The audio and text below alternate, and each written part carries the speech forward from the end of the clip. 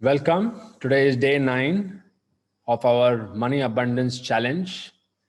And as we go ahead, we're not only understanding about money, but we're also understanding how money is placed in our life and how money represents the surrounding we are in and how each of these factors contribute into our journey. So let's begin today by understanding some very basic things, and that is our basic instinct, right? Our basic instinct in life definitely gets fulfilled. Have you noticed this? Whatever you have as a basic instinct will definitely get fulfilled. This applies not only to us, this applies to every being on this planet. How? So, if you notice that any animal, any bird, all of them have this migratory sense to find food. Food is that kind of a basic instinct that does not stop or does not wait to get fulfilled. How does this work?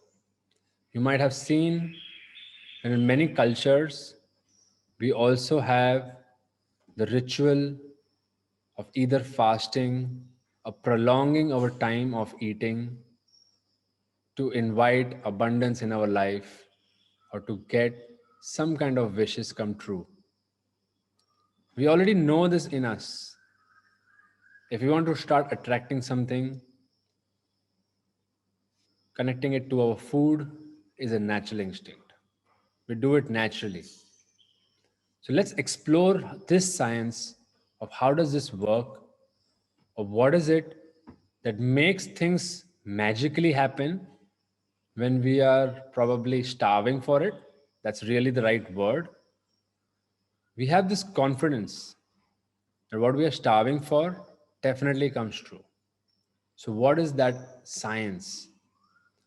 So, one very clear understanding we have is all our mental pursuits, if you pursue something only mentally, where you're demanding things for reasons which are more of mental structure, for them to come true, there is a different process. Maybe it's a prolonged process, and there is not much confidence. In fact, there is always a sense of longing when you are pursuing targets, images, status that are completely coming from your mind structure, completely coming from your own ego structure, which is situated in your mind.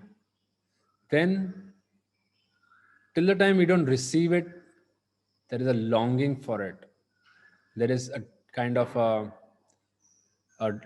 not a frustration, but there is also that kind of a disappointment of not having received it as soon as you had wanted.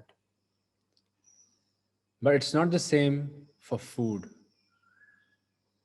When we have longing or when we have need for food, we don't have that kind of no confidence, or we don't have that kind of insecurity. We, in fact, create a higher level of instinct and action, and we definitely go and generate food, create food. Not only us, every being. This is our natural instinct. We might not be a person who reach out to people, talk to people, might be reserved, very content with ourselves, happy with that. But when you get hungry, those things don't matter. You will talk about it, you will ask it, you will seek the first thing that's available, and you will quench it, you will satisfy that hunger, that instinct. So, this instinct, these instincts that we have, is what the planet also understands. Our natural instincts is what our body understands, our environment understands, and fulfilling them is not a big question of skill or talent. It is just something that we know we will just go out there and fulfill it. So when we have these kind of instincts, our basic instinct of survival, when that comes into picture, not only the organs connected to it, but also every cell in your body starts vibrating and starts demanding and starts inviting the thing that you are seeking. So, one thing about natural instinct is that you cannot fake it. You cannot fake being hungry. You cannot fake being attracted. You cannot fake these pursuits. You cannot fake being thirsty. These things you cannot fake. They have to be natural. They have to be, they really have to be your instinct that come from your core. And we all know this. We have experienced this. Imagine a child. Imagine a young child. And if he wants, say, a chocolate, a simple example, something that everyone can relate. Imagine a child if he wants a chocolate. Do you think he will know or he will understand the price of it? Will he understand that there is the time of the day that can be available or not available? Will he understand other parameters like how the chocolate might not be good for him in the long run? He has no reasoning for this. The time, the moment he decides, his natural instinct decides, I want chocolate, and that's it. It will come, right? He will want it, he will express that need, he might yell for it, he might repeatedly ask for it, till the point you get out of your space and create it for him anyhow. If you're not able to create it exactly, you create something makeshift, but in that moment, you satisfy that need anyhow. Just relate to that moment. That is the moment of ultimate creation. When we have that kind of craving, then all the practical parameters are set aside and only manifestation is triggered.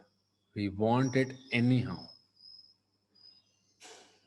At the same time, all our survival needs behave the same way. So, what is the phenomena that's overriding these restrictive physical parameters that we usually have? Oh, when I call someone, what will he think? How can I ask that person? What will I say? Do I have enough to offer? And all these limitations that we might have. But when it comes down to the last call, an emergency, when the real manifestation happens, there are none of these physical parameters available.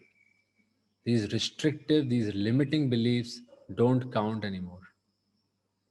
So, why do we prolong ourselves to wait for that kind of emergency? Is it necessary to train our mind, our body, our life to only grant us when we have emergencies? Is it something that we've been training ourselves to remain content and then finally reach a point of emergency and then burst into this immense action mode which makes everything possible? When you're hungry, especially when you're hungry or thirsty, your body, every cell in your body activates and starts generating a single pulse, and the entire being starts getting electrified. Your focus becomes completely centric into one topic, and that is get food. Simple. It doesn't matter your anxiety, your moods, the emotions you're going through, the thoughts in your mind. These things are all overridden Single instinct, get food. We become a magnet. Imagine the principle of a magnet. The magnet doesn't need to be activated all the time, it is always activated. It's always attracting within its sphere. You cannot resist but getting attracted. So, when our entire body is charged up, we do the same thing. As hunger being a very stark example, an extreme example, it's the same phenomena you can observe when you're excited, when you're enthusiastic, when you're full of energy, full of power, and full celebration, when you are attending marriages, when you're attending festivals, great public events, at that time as well, you are able to override your normal behavior patterns and you go into a hyped state, a heightened state, and you become a magnet. You're able to talk to strangers, you're able to pick up conversations, you're able to not react on petty issues, you're able to laugh, you're able to just enjoy the moment. And when you become so enthusiastic, imagine going to a sports event of high energy. In that moment, the entire crowd becomes one thought, becomes one family. They start reacting at the same things, and there's a single instinct going in all of them. And when our energy levels rise up so much, again we turn into a magnet. Everyone around us likes us, they start smiling at us, they start talking to us, they don't mind us talking to them, and we are able to engage and we are able to create. This is a phenomena that is available to us and completely based on your energy, because money as well as energy is a frequency. Everything in life is a frequency. So the frequency you tune into is what you will start attracting. Very simple. Simple to say, and how do we put it in practice? This has to be practiced, understood, and put into action consciously. So today we're going to go explore how our natural instincts are created. How can we